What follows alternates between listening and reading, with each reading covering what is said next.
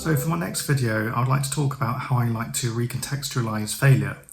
So failure is pretty much something I can assume that all of us would have experienced at some point in life, whether failure be our perceptions of a certain situation not going the way that we expect, or things happening that are unexpected and outside of our understanding that just happen anyway. Ultimately, it's something we really do need to get comfortable with. Failure should be ultimately your friend in a way. It should be seen as a much more positive thing. It's an avenue in which you've explored, discovered it hasn't worked the way you expected, but also you have learning to take away from that. It's not as if it just happened and that's it, nothing to take away. Unlucky, unfortunate, let's carry on.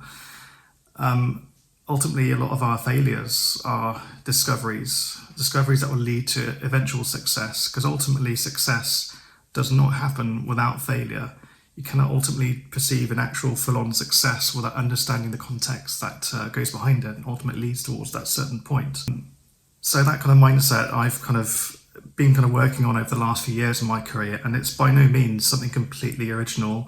It's just something I've come to learn on my journeys with all my mistakes, and little tidbits have come into the fruition by learning from others as well.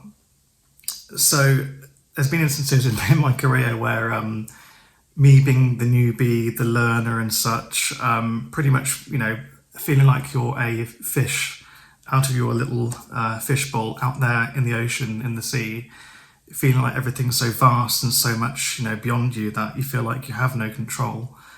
Where, in your situation, you don't have as much experience as maybe the next person did, and the next person could say have 10 years in the job. But you yourself experiencing mistake after mistake as you discover those little learnings and ultimately a lot of things for the first time, feeling like everything is out of your control. So, okay, well, what can I control in this situation? Okay, well, I just assume it's all my fault or it's a failure. And ultimately that leads into that cycle of self-punishment and negative self-perception. It doesn't really do anyone any favours. I admittedly, for many of my earlier years, was quite hard on myself, really. I had a hard time just like many other people out there. You begin to question, okay, well, am I good enough? Am I in the right role? Am I the right kind of person? Will I ever be good enough? Should I just completely change my path and move into something completely different? No. We have to completely reconfigure the way we perceive failure. When I speak of reconfiguring, I'm talking about, okay, for one part, you yourself, when you make mistakes, take things back, learn from them. Don't be so hard on yourself. It's a part of that learning process, but also the people that are with you could be, for example, your manager or your team members and such.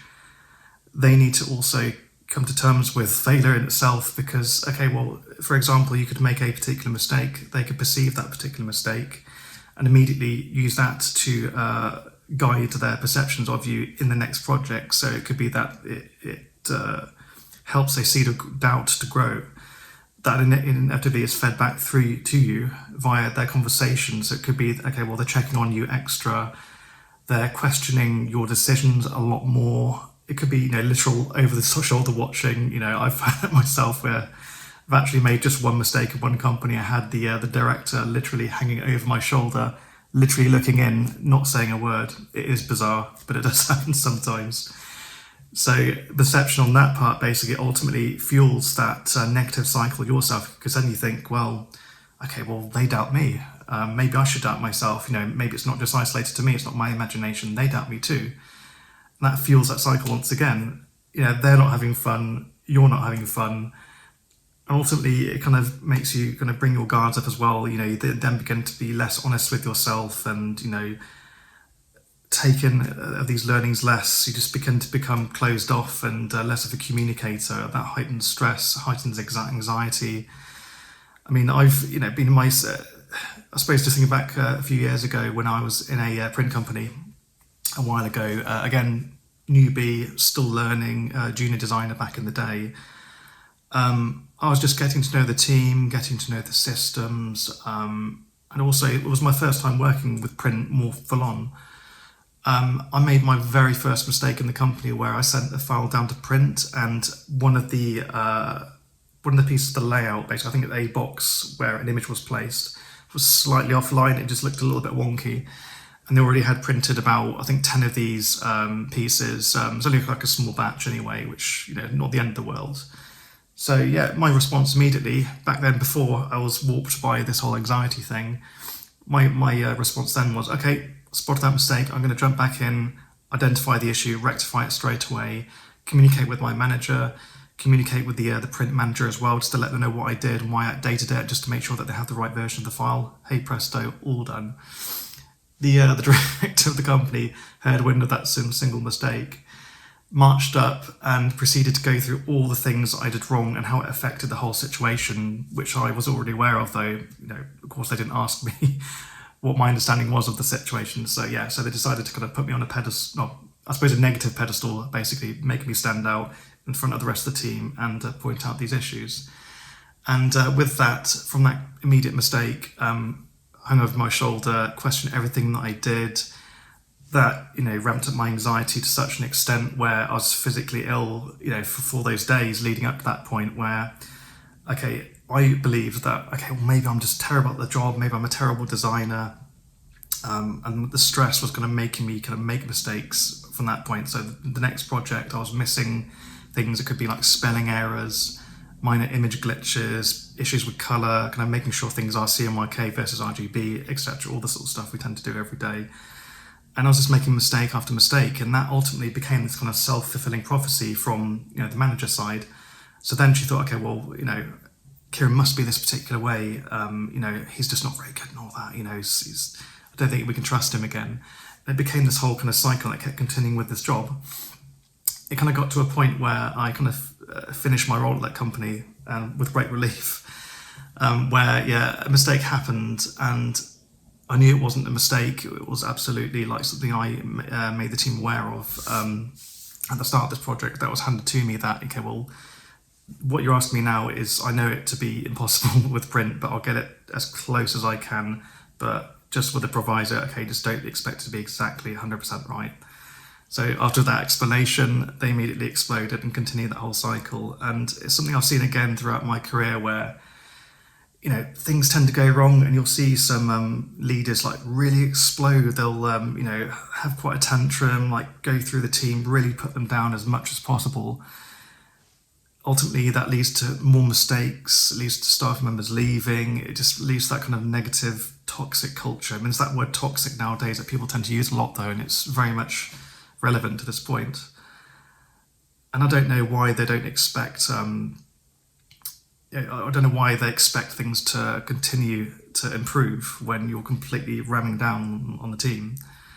And again, it's that perception of failure. Okay, you failed, it's the worst thing ever, it's terrible. Make friends with it, be comfortable with it.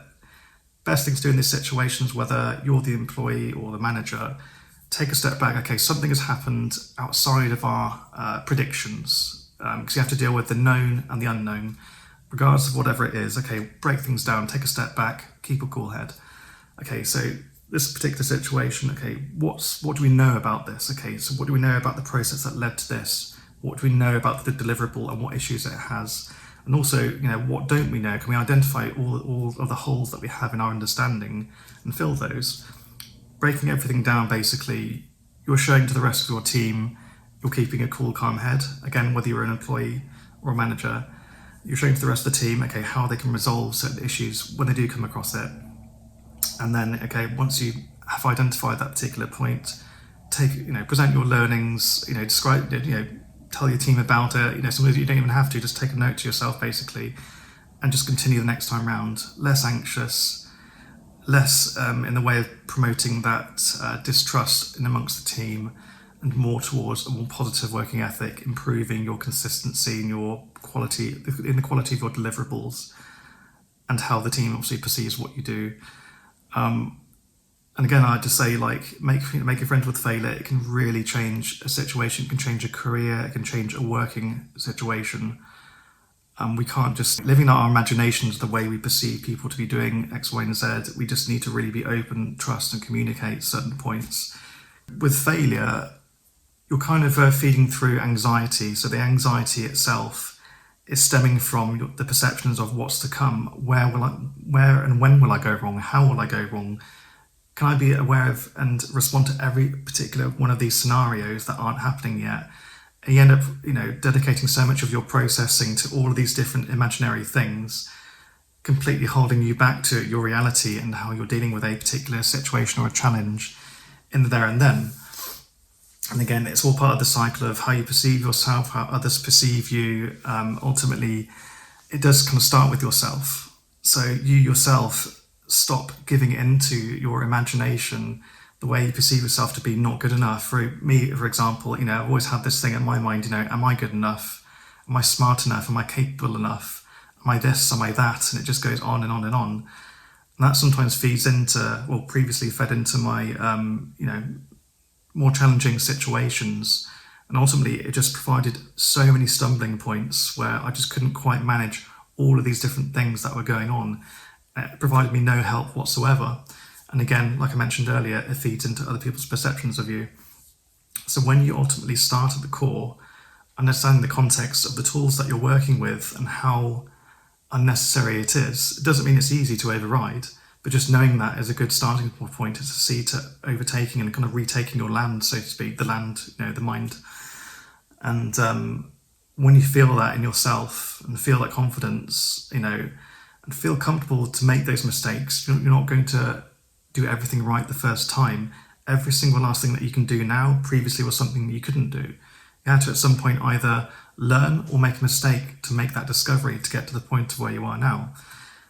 So fueling that center point spans out beyond you and contributes to that universal kind of collective thought process of you, your team, the managers that kind of work with you, reassuring them that you can do the job, you do everything with the best intent, and also that they can trust you when things go wrong to respond to things in the right way with a calm mindset, and also be open to taking back some of those learning from that situation. Just be the most productive person you can be.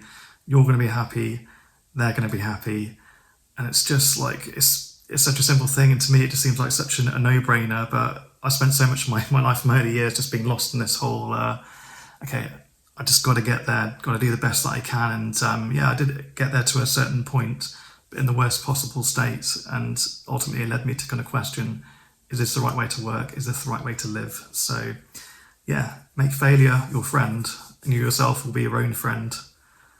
And ultimately you will never fail. It's all down to how you perceive things and how you move forward in your life.